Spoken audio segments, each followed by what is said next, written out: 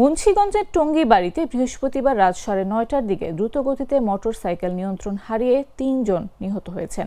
ঘটনায় আহত একজনকে দ্রুত উদ্ধার করে মুন্সিগঞ্জ জেনারেল হাসপাতালে নিয়ে গেলে চিকিৎসকেরা তাকে মৃত ঘোষণা করেন। পুলিশ ও প্রত্যক্ষদর্শীরা জানিয়েছেন, তুরজয় মাঝি, মোহাম্মদ সাকিব খান ও শাহ সানিয়াত সন্ধ্যায় একই মোটরসাইকেলে ঘুরতে গিয়েছিলেন। রাতে বাড়ি ফেরার পথে মোটরসাইকেল নিয়ন্ত্রণ হারিয়ে গাছের সঙ্গে ধাক্কা লেগে তারা ঘটনাস্থলেই প্রাণ হারান।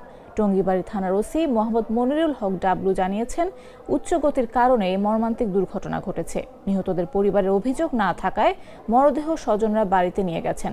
পুলিশ জানিয়েছে, দুর্ঘটনার বিষয়টি আইনগতভাবে প্রক্রিয়াধীন রয়েছে। নিহত 3 জনের বাড়ি টঙ্গীবাড়ি উপজেলায়।